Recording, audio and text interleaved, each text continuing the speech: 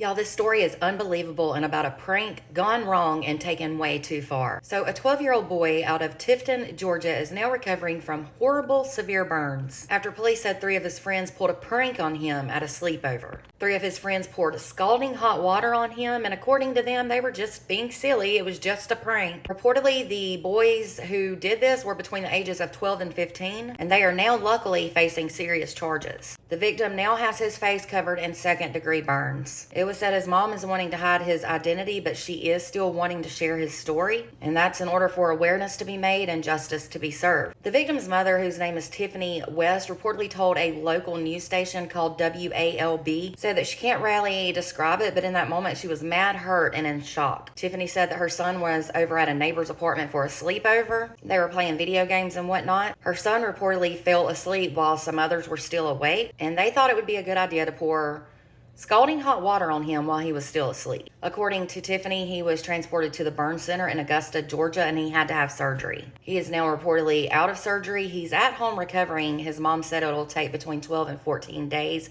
for him to heal. She said she was just seeing red after it happened, and she was just in a hurry to try and get her son help. His aunt reportedly told the same news station that it was shocking to think that his friends were capable of doing this to him. You know, people that he trusted, and he never thought something like this would happen to him. The victim's family is now wanting justice in his case. It was said they know it's a long road ahead of them due to him recovering both physically and mentally, and then all of the hospital bills and medical bills they have to pay. The parents are both reportedly out of work. They've had to do a lot of traveling, and they are still having to be out of work while he recovers over the next few weeks. His aunt stated to the news outlet that he's going to have counseling in order to be able to trust people again, and I can totally see why. Reportedly, the three boys who were responsible for doing this horrible act were released to their families, I guess, after police questioning. They will have a court hearing that will take place in the next month or so, and I pray they get the proper punishment. This was not a prank. This was indeed a crime, and I pray they get more than just a slap on the wrist. Prayers go out to the victim that he heals fully and quickly. Parents, please talk to your children about these types of things. These little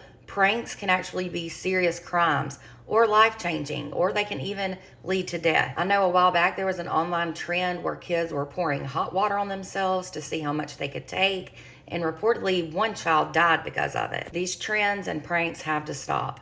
For more content, be sure to hit the follow button, and if you're on YouTube, be sure to subscribe.